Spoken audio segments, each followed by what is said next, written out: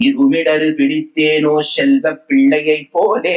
இப்போ சில பேர்லாம் சொல்றேன், இந்த பேர்லாம் சட்டு நீங்க ஞாபகம் வச்சுக்கணுங்கிறதுல மறக்க வேண்டிய பேர் தான். சையத் சலார் மசூத், ஹஸ்ரத் சையத் சலார் மசூத் கசி அப்படின்னு 1000 வருஷத்துக்கு முன்னாடி பாரத தேசத்தை போர் தொடுத்த பூர்வாச்சாரியர்கள்ல ஒத்தறிவர். இவர் என்ன பண்ணுமா, இன்னொரு மகனீயர் பூர்வாச்சாரிய சுரக்ஷிதாம், ரொம்ப ரொம்ப புண்ணிய மன்னவர் முகமது கஸ்னின்னு பேரு. அவருடைய ரிலேட்டிவ் இந்த மசூத் கசி.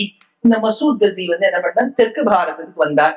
எங்கெல்லாம் கோவில்ல விக்கிரகங்களை பார்த்தாரோ டக்கு டக்கு டக்கு டக்கு டக்கு டக்கு இது பிடிச்சிருக்கு அது பிடிச்சிருக்கு கடிகா வாங்குற மாதிரி எல்லா விக்கிரகத்தையும் எடுத்துட்டு போயிட்டார். எடுத்துட்டு போனோம்னா ராமானுஜர் மேலக்கோட்டைக்கு போயிருக்கார். நான் சொல்றதெல்லாம் 1000 வருஷத்துக்கு முன்னாடி. அங்க பார்த்த கஷ்டப்பட்டு மூலமூர்த்தியை எடுத்தாச்சு செல்வப்பிள்ளை. உற்சவமூர்த்தி எங்க காணும்னா அது ராமர் ஆராதித்த பெருமாள், அவருடைய வம்சாவளி ஆராதித்த பெருமாள், ராமப்பிரியன்னு பேரு. எங்க போச்சுன்னு தெரியல. எல்லாரும் தில்லி போச்சு, தில்லி ஷா கிட்ட இருக்குன்னு சொன்னாங்க. உடனே ராமானுஜர் சென்றார். இதெல்லாம் பின்னாடி வர புஸ்தகங்கள்ல சொல்லப்பட்டிருக்கு. தாரீக் இ ஃபிரூஸ் ஷாஹி அப்படின்னு 1357 எழுதப்பட்ட புத்தகம். ஐன் இ அக்பரி அப்படின்னு அப்துல் ஃபசல் ஒருத்தர் எழுதிட்டார். சுவாமி இதெல்லாம் சொல்லணுமான்னு கேட்டா இதெல்லாம் வீடியோல சொல்றேன் பாருங்க, அப்பதான் நம்ம குழந்தை நம்பும் இது ஹிஸ்டரின்னு. அப்படியே நான் சும்மா அப்படியே சொன்னேன்னா வேர் இஸ் இட் ரிட்டன், எங்கு எழுதப்பட்டது அப்படின்னு அது கேட்கும். உடனே இந்த நட்சத்திரம், டேட்டு, கேலண்டர், அவர் அந்த எடுத்துன்னு போனவருடைய ஜாதகத்துல லக்னத்துல யார் இருக்கா இதெல்லாம் சொல்ல வேண்டியதா இருக்கு. அவர் ஜாதகத்தையும் சேர்த்து சொல்ல வேண்டியதா இருக்கு. அதனால இது தில்லி ஷா வரைக்கும் பொழுது ராமானுஜர் சென்றார். சென்று அந்த ராஜா கிட்ட கேட்டார், தில்லி ஷா கிட்ட என்ன பேசியிருக்கோ தெரியல. அவர் அரபிக்ல பேசியிருப்பார், இவர் சம்ஸ்கிருதத்துல பேசிப்பார். ஏதோ புரிஞ்சு விட்டார் ரெண்டு பேரும். என்னுடைய ஆராதன விக்கிரகம் உள்ள இருக்குன்னார். தில்லி ஷா சொன்னார், நான் ஏதோ கொத்தா எடுத்து தெற்கு பாரதத்துக்கு போய் அதுல எந்த விக்கிரகம் எல்லாம் எனக்கு தெரியாது, ஏதோ பொம்மையா இருக்கு, நீயே பிடிச்சதை எடுத்துக்கொண்டு ஏதோ குரு பொம்மை மாதிரி சொல்லி வச்சிருக்காரு. உள்ள ராமானுஜர் சென்றாரா. அங்க அந்த ராஜாவின் ஒரு சிறு பெண், அதுக்கு அந்த பெருமாள் மேல காதல் விளையாடிட்டு இருக்கான். அதை கண்டுபிடிச்சுட்டார், அந்த விக்கிரகத்தை கண்டுபிடிச்சுட்டார். அந்த பொண்ணு கொடுக்க மாட்டேங்கிறது.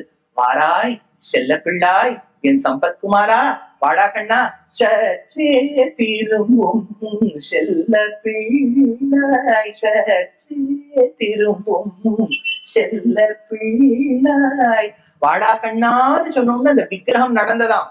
Science will never accept this. இல்லையா? எப்படி வச்சுக்கலாம்னா வேணா லாஜிக்கலா அந்த பொண்ணே ராமானுஜர் கூட்டம்னு அந்த விக்கிரகத்தை தூக்கி கொடுத்ததுன்னு வச்சுக்கலாம். இல்லடா பகவான் நினைச்சா என்ன வேணாலும் நடக்கும். விக்கிரகமும் நடந்திருக்கலாம். ஊமையும் பேசும். மூக்கம் கரோதி வாசாலம் பங்கும் லங்கையதேகிரும் எத்கிருபாதமகம் வந்தே பரமானந்த மாதவம்னு கீதா பாஷ்யத்துக்கு ஸ்லோகம். அதனால வாய் பேசாதவன் கூட பேசுவான், நடக்க முடியாதவன் கூட நடப்பான். பகவான் நினைச்சா விக்கிரகம் வந்துருத்தோ. அந்த 2 திருவடியும் பிடிச்சுட்டாரா ராமானுஜர். இருமிடரும் பிடித்தேனோ, இந்த இடத்த சொல்றா பாருங்க, இருமிடரு பிடித்தேனோ செல்வ பிள்ளையை போலே. இவர் பிடிச்சுட்டார். அது நல்லா ராமானுஜரை கட்டி பிடிச்சுன்னு கொடுத்தான். அதனாலதான் இன்னைக்கும் கர்நாடகத்துல மேலக்கோட்டை திருநாராயணபுரத்துல பெருமாளுக்கு, அதாவது ராமானுஜருக்கு பெருமாள் பிள்ளை, ராமானுஜருக்கு அங்க தாயார் மாட்டு பொண்ணும். அங்க எந்த உற்சவமா இருந்தாலும் பெருமாள் தாயாரோட ராமானுஜரும் கிளம்பிடுவார். அதனாலதான் தாயார் ஒரு முறை சொன்னாலும் எங்க போனாலும் அந்த கூட மாமனார் இல்ல சேர்ந்து இருந்து வர, கொஞ்ச நாள் கூட தனியா விட மாட்டேங்கிறார். ராமானுஜருக்கு அந்த குழந்தைன்னா அவ்வளவு பிடிக்குமா, செல்வ பிள்ளை. அதனால அதை சொன்னார். அவன் வேண்டாம் என்றேனோ ஆழ்வாரை போலே, ஆழ்வாரை போலே. ஒரு முறை என்னாச்சா, ராமானுஜர் கர்நாடகத்துக்கு போயிட்டார். ஏன்னா ராஜாவுடைய தொந்தரவு தாங்காம கூரத்தாழ்வான் வந்துட்டார். அந்த ஆழ்வான் வந்த பிறகு இந்த இடத்துல என்ன சொல்றான்னா, அந்த சோழ ராஜாக்கள் வாசல்லையே நின்றுப்பானா, எப்பவாவது ராமானுஜர் வந்துட்டா தடுக்கிறதுக்குன்னு. கூரத்தாழ்வான் ஒரு முறை கோவிலுக்குள்ள போயிட்டு இருக்கார். போகும்போது சொன்னா, ஓஹோ நீங்க தானே, நீங்க போலாம். அது என்ன ஓஹோ நீங்க தானே, நான் நினைச்சேன் உங்க ஆச்சாரியன் ராமானுஜர்னு, அவர் வந்தா தான் தடுக்கிறதா இருந்தோம்.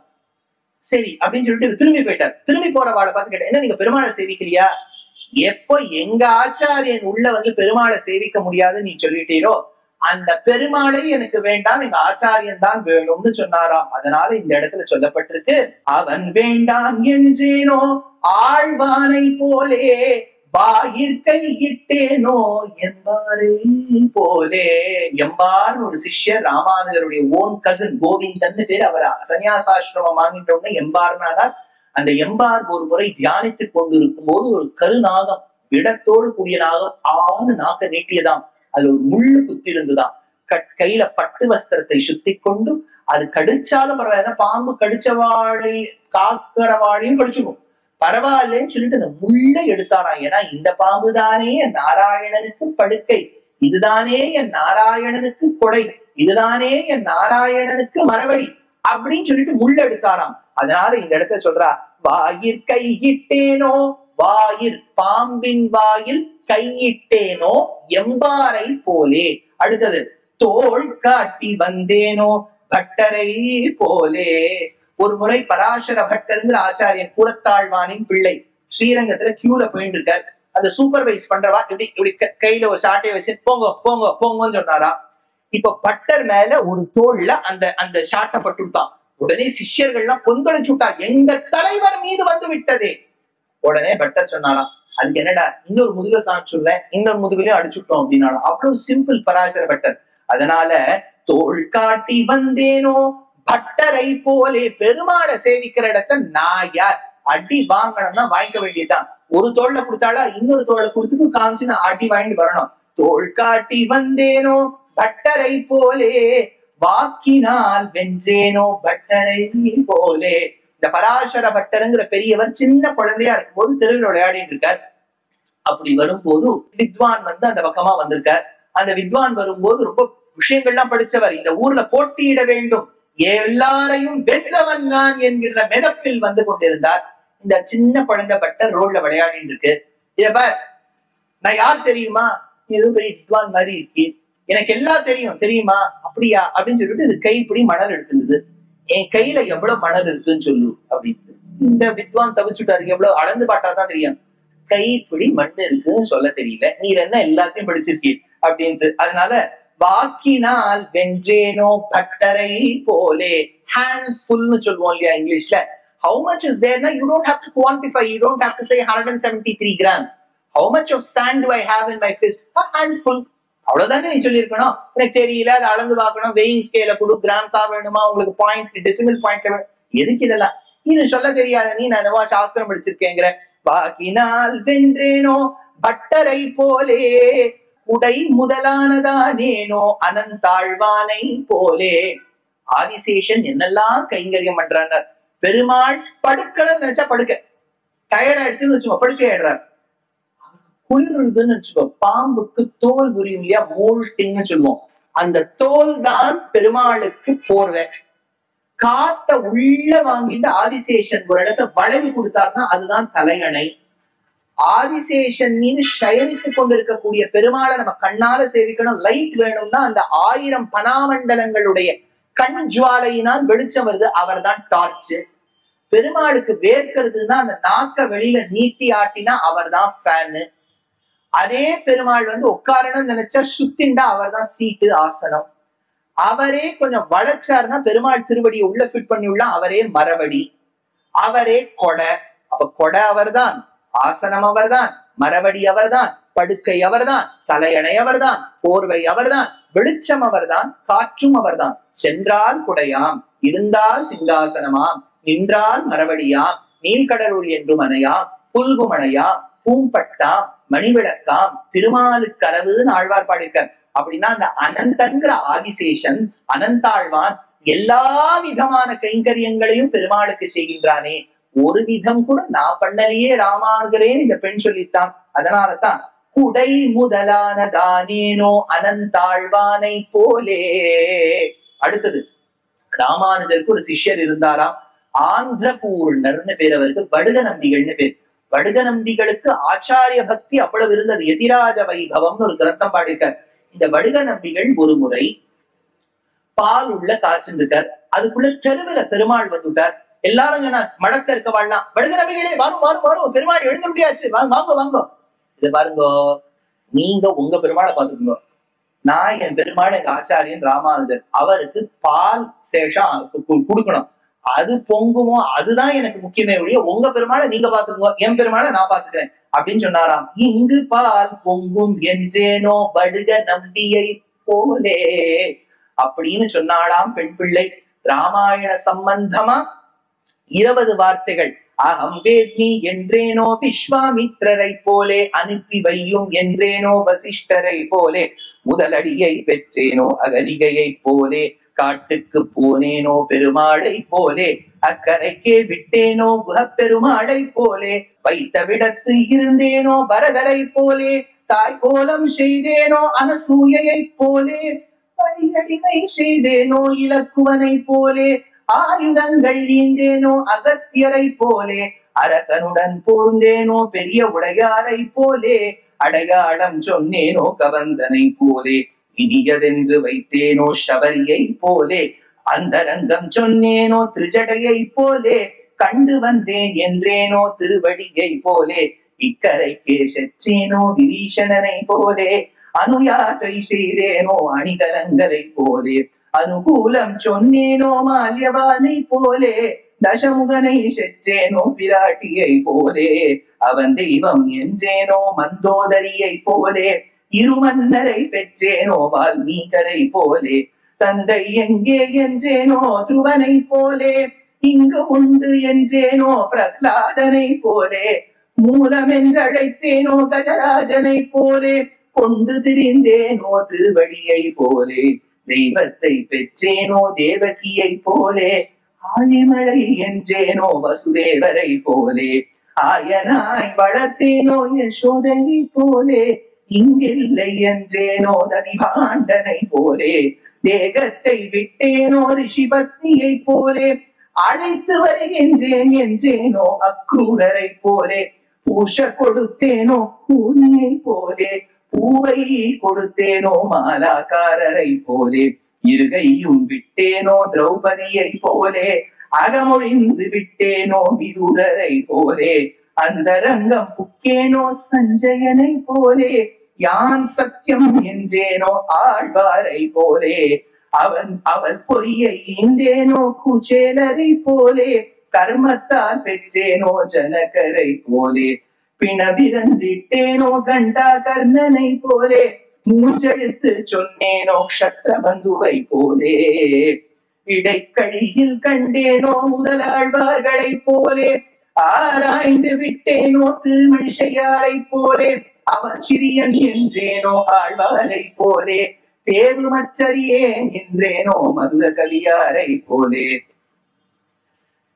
ஏதேனும் என்றேனோ குலசேகரரை போலே, எம்பெருமான் என்றேனோ பட்டர் பிரானை போலே, பிஞ்சாய் பழுத்தேனோ ஆண்டாளை போலே, இருமாலை ஈந்தேனோ தொண்டரடி பொடியார் போலே, அவன் நெறியானேனோ திருப்பாணரை போலே, கடித்தவனை கண்டேனோ திருமங்கையாரை போலே, அந்த சொன்னேனோ அமுதனார் போலே, அடி வாங்கினேனோ கொங்கில் பிராட்டியை போலே, அவன் போனான் என்றேனோ மாருதி ஆண்டானை போலே, அருளாழன் கண்டேனோ நல்லானை போலே, நீரொருக்கம் கொண்டேனோ காசி சிங்கனை போலே, பிணமெழுப்பி விட்டேனோ தொண்டைமானை போலே, மண்பூவை இட்டேனோ குரவ நம்பியை போலே, கள்வன் இவன் என்றேனோ லோக குருவை போலே, துறை வேறு செய்தேனோ பகவரை போலே, நிலன் என்று பெற்றேனோ இடையூற்றார் நம்பியை போலே, உடம்பை நிறுத்தேனோ திருநரையூரார் போலே, என்னை போல் என்றேனோ உபரிச்சரனை போலே, நீரில் குதித்தேனோ கண்ணபுரத்தாளை போலே, அரியணை பிரிந்தேனோ தெய்வாரியாண்டானை போலே, இழைப்பு விடாய் தீர்த்தேனோ நம் பாடுவான் போலே, நெடுந்தூரம் போனேனோ நாதமுனியை போலே, அனந்தபுரம் புக்கேனோ ஆள வந்தாரை போலே, கடலோசை என்றேனோ பெரிய நம்பியை போலே, யான் சிறியன் என்றேனோ திருமலை நம்பியை போலே, தூச்சூழரவு கொண்டேனோ திருக்கோட்டியூரார் போலே, சுற்றி கிடந்தேனோ திருமாலையாண்டான் போலே, அவன் உரைக்க பெற்றேனோ திருக்கட்சியார் போலே, அத்வைதம் வென்றேனோ எம்பெருமானாரை போலே, உயிராய் பெற்றேனோ பூமையை போலே, இருமிடர் பிடித்தேனோ செல்வ பிள்ளையை போலே, அவன் வேண்டாம் என்றேனோ ஆழ்வானை போலே, வாயில் கையிட்டேனோ எம்பாரை போலே, தோள் காட்டி வந்தேனோ பட்டரை போலே, வாக்கினால் வென்றேனோ பட்டரை போலே, குடை முதலதானேனோ அனந்தாழ்வான் போலே, இங்கு பால் பொங்கும் என்றேனோ படுக நம்பியை போலே. 81 வார்த்தைகளை அந்த பெண் பிள்ளை சொன்னது பிறகு ராமானுஜர் விஸ்மயித்து நின்றாராம். ஐயோ, பாவாடை தரித்த இந்த சின்ன பெண் பிள்ளைக்கு எவ்வளவு ஞானம்! இப்பேற்பட்ட ஞானியா இருக்கக்கூடிய பெண்ணை இந்த மண் பெற்றிருக்கே. அம்மா, நான் புகுமூர் உமக்கு போகுமூராயித்தேன்னு கேட்டதுக்கு இவ்வளவு பேசுறியே அப்படின்னா இந்த ஊர்ல இருக்கணுங்கிறவா எவ்வளவு பேசுவா, நானும் உன்னோட கிளம்பிடுறமான்னு சொன்ன உடனே இவ்வளவு ஞான ஸ்தூதி, இவ்வளவு ஒரு வினயம் ராமானுஜரை தவிர்த்து இன்னொருத்தருக்கு இல்லைன்னு நான் கேள்விப்பட்டிருக்கேன். அப்படின்னா நீங்க வந்த பெரியவர் ராமானுஜராக இருக்க வேண்டும்னு உடனே அந்த பெண் பிள்ளை விழுந்ததாம். உடனே ராமானுஜர் அந்த பெண் பிள்ளையை அழைத்து சென்று உடனே வைத்தமானந்தியை சேவித்து மேலே சரித்திரம் நகரும். அப்படின்னா நம்ம பாரத தேசத்துல ஒரு இரண்யகசிபுவுக்கு உபதேசம் செய்தது சிறு பிள்ளை, உத்தானபாதனுக்கும் சுருச்சிக்கும் நல்ல புத்தியை கொடுத்தது துருவன் என்கின்ற சிறு பிள்ளை, அண்ணாவான ராவணனுக்கு ஹிதோபதேசம் செய்தது விபீஷணன் என்கின்ற தம்பி. அப்படின்னா சிறியவர்கள் பெரியவர்களுக்கு எவ்வளவோ விதத்தில் நல்லது சொல்லலாம். இந்த கலியுகத்தை ஒரு சிறு பிள்ளை திருக்கோளூரை சேர்ந்தவள் ராமானுஜருக்கு சொன்ன 81 வார்த்தைகள். Now the wisdom and knowledge can dawn at any point in time from anyone around us. Do not see who is giving us that knowledge. Do not see who that person is. It is that wisdom that matters. It is not that age which matters. It is not the status of the person that matters. It is about what comes to you rather than from whom it comes from. அந்த விஷயத்தை சொன்ன ஒரு பெரிய விஷயம் திருக்கோளூர் பெண் பிள்ளைக்கு சேரும். இப்பேற்பட்ட குழந்தைகளை எல்லாம் ஈன்றெடுத்த இந்த பாரத தேசத்துக்கு எவ்வளவு பெருமை இருந்திருக்கணும். அப்பேற்பட்ட அந்த திருக்கோளூர் பெண் பிள்ளையின் திருவடிகளுக்கு பல்லாண்டு பாடி இதை ரொம்ப ரசிச்சு ருசிச்சு கேட்ட பாஷ்யக்காரருடைய அந்த அந்த பொறுமைக்கும் பெருமைக்கும் பல்லாண்டு பாடி கோபிகா ஜீவன ஸ்மரணம். நமஸ்காரம்.